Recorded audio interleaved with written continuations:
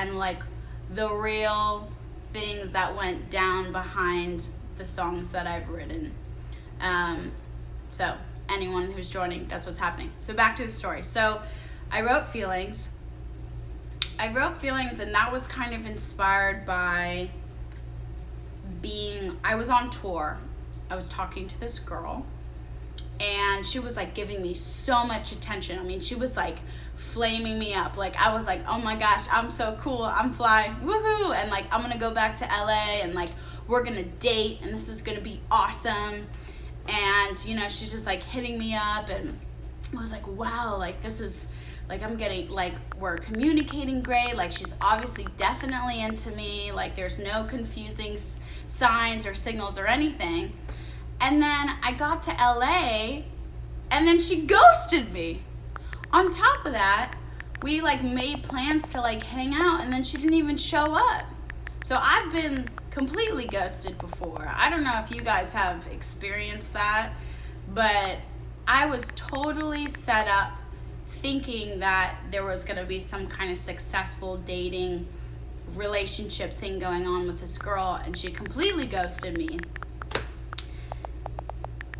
I think like the day after my birthday too, which was like really an extra like wha-bam.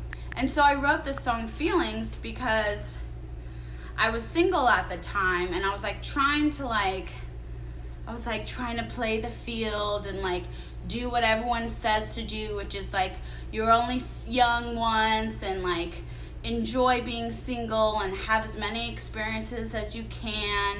And I was just having such bad luck. Like here I was like coming off a tour, like thinking I was all cool, and like I'm getting ghosted in LA, like just like that. And I think it's really hard because obviously you take it personally, and it kind of is. But then on the other side of the coin, you have to realize like when people like don't treat you the way you should be treated, they definitely don't treat themselves well. So there's no way they're gonna treat you well. And so even though it feels like you did something wrong, they really gotta figure their shit out. I said shit again, sorry. They gotta figure their stuff out. You know what I mean? So yeah, so that is what inspired Feelings. You know, the lyrics were like, I'm hooked, I'm on these feelings, like I'm sorry that I care. And yeah, I just totally got my heart broken there. This is one of my favorite stories. So actually I have my journals with me.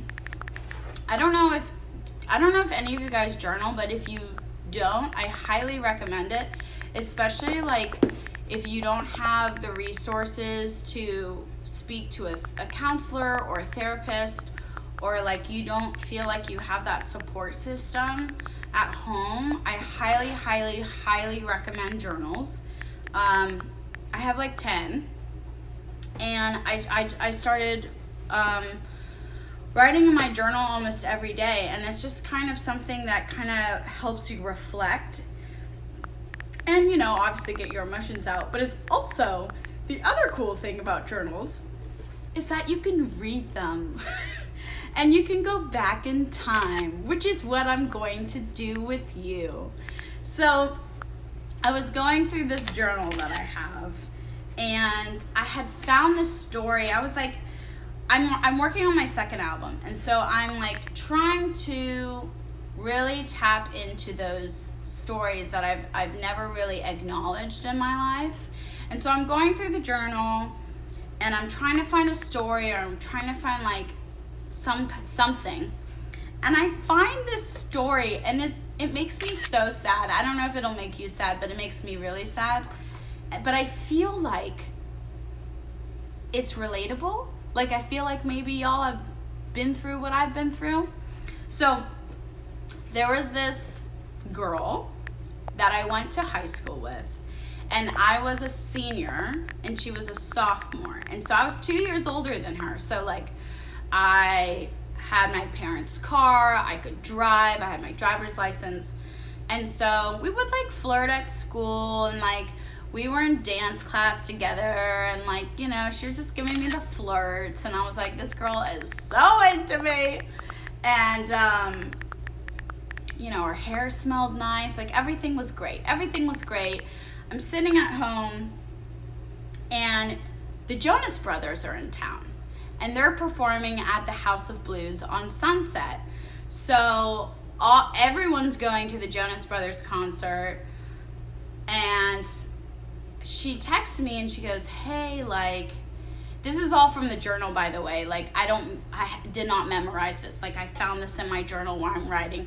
Today, so-and-so texted me and invited me to the Jonas Brothers concert.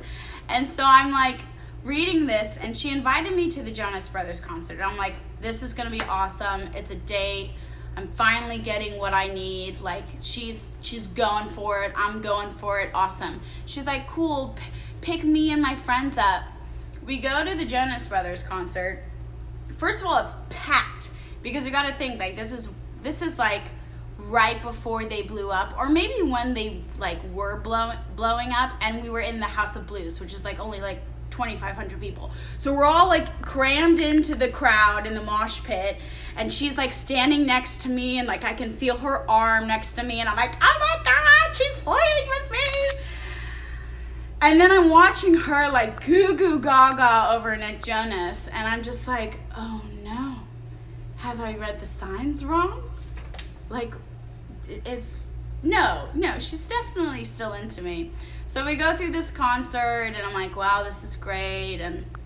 But I definitely got really sad, because like obviously I had a crush on her, and I'm watching her wanting to be with a guy, and like I'm not a guy, and I never wanted to be a guy, but I've always envied the attention that a guy received from a woman. And so the concert, long story short, the concert ends, and she doesn't even say goodbye to me. Her and her friends leave. And I write in my journal that I find out that the only reason why she invited me was because she needed a ride. And then in my journal, I wrote, she left without saying goodbye. I realized she just needed a ride, but at least she chose me. At least she chose me? It's devastating. It like really like makes my heart so sad for my younger self. Because I'm like, I was just really happy that she chose me to give her a ride. I mean, she could have chose anyone. And so for me, that was like a win in my dating experience. Yeah.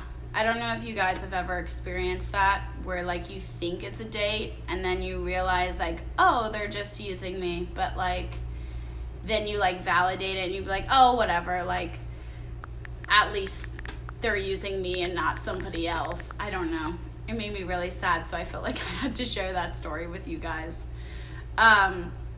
So yeah, I've, in my journey through finding acceptance and self-love, I've had my heart broken a lot, and I've, misread the signs. Like sometimes you read the signs, and sometimes the signs get blurred. I mean, and then I thought I was in a great relationship, and then I got cheated on in front of me, which was really awful, and that like scarred me for like 6 years, I want to say.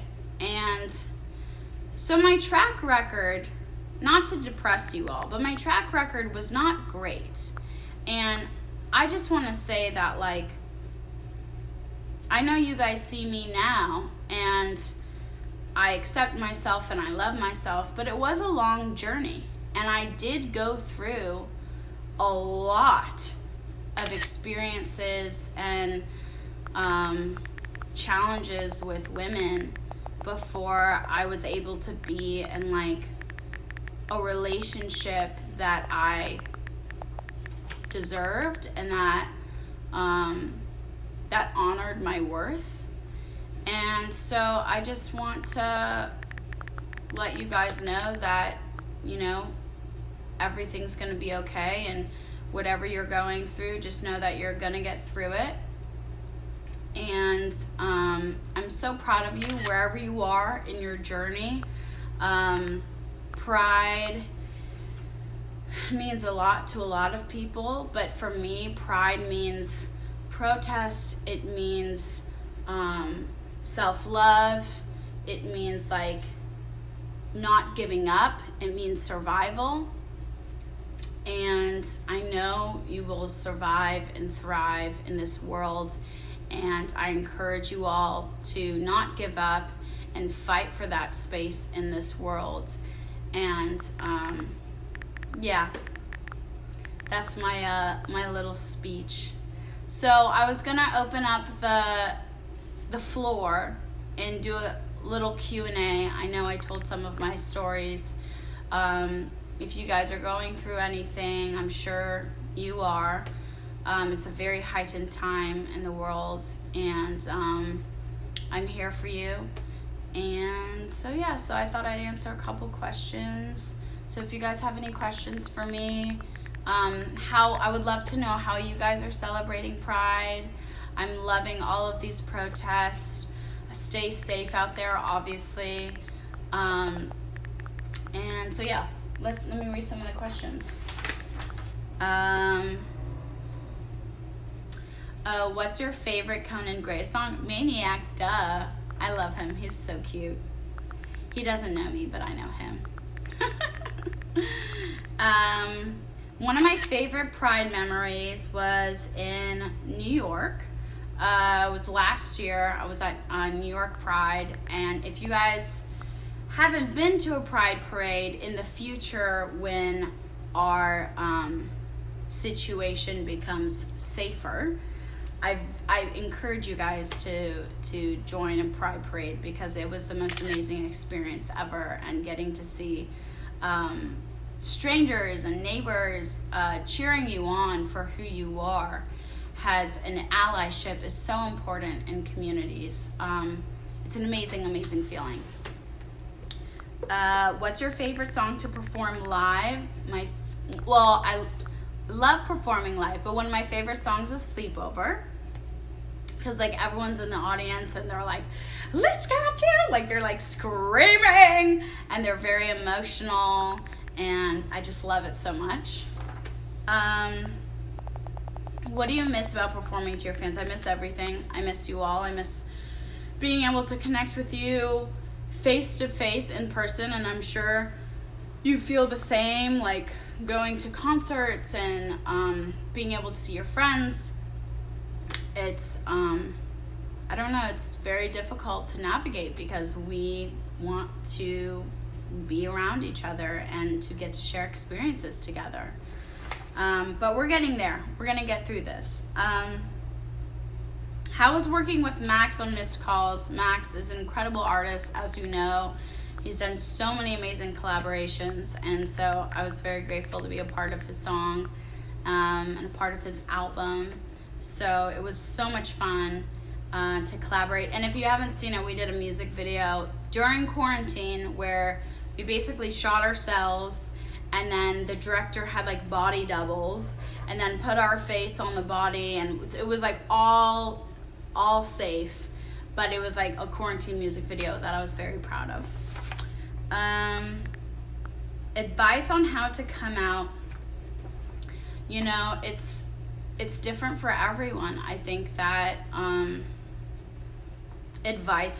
certain advice can apply to so many different situations, and I feel like it's hard to come out. I mean, I came out to my parents in 7th grade, and then they told me it was a phase, and then I got my heart broken in high school, and I locked myself in my room and I shaved my head, and then my mom was like forced to like basically ask me what was wrong, and then I kind of came out to them a second time. And then I would say after high school, when I started dating, I almost felt like I came out a third time, because I was not only being open about my sexuality to myself and to my parents, but the world, like holding your girlfriend's hand in public and like all these different things. So like I feel like there's like 3 tiers of coming out. There's coming out to yourself, there's coming out to your family, and then there's coming out to the world. And that can mean just holding someone's hand in public. And it can be really scary. And it's really sad that our society projects such judgment. And I would quote unquote hate to people that are different. And so it's something that we are working on as a society and a human race, to be there for one another and to break that stereotype and that stigma, and for us to be liberated and to feel free to be our true selves. And I really, really believe in you, and I believe that you will be able to feel that way too. It's the best feeling. For those of you watching that have come out in whatever spectrum that is, it's just like the best feeling to acknowledge yourself and to lift yourself up, because you should. You're amazing. It makes me so frustrated that I look back and I feel like I wasted so many years of my life because I feared what people were going to say about me. And I was like, why? It was so hard for me to not care about what people thought. And I get so frustrated with myself that almost I feel like I took those years away from myself. And so I just really encourage you guys to believe in yourself and to be strong. And it's freaking terrifying to be courageous and brave, but you can do it. The world is doing it. It's scary and exciting and hopeful and empowering what's going on in the world right now. But it takes a lot of courage. It takes a lot of courage to stand up and to make change, and to not only make change, but to demand change that represents us as a whole. Do all your songs come from a journal entry? They do not, but a lot of the songs have stemmed from a journal entry. And I'm working on my second album now, and so a lot of these newer songs are stemming from my past journal entries. And like I said before, journals are amazing just for your mental health, but they're also really fun to look back at and acknowledge your growth, and be like, oh my gosh, I was in such a dark time. I was battling depression for almost 4 years, and I look at my journal entries and I'm like, gosh, that was a really difficult time. And to be able to look back and be like, I got through that. I did that myself. Nobody does that but you. And so that's a really great, an amazing way to kind of pat yourself on the back and to watch yourself grow and blossom and prosper. I'm gonna do one more question. How much time do we have? Okay, I'll do a couple more questions. Thanks again, TikTok, for having me. I'm kind of new to the TikTok world. I know about the lesbians on TikTok. I'm not one of them, but I am a lesbian on TikTok, if that makes sense.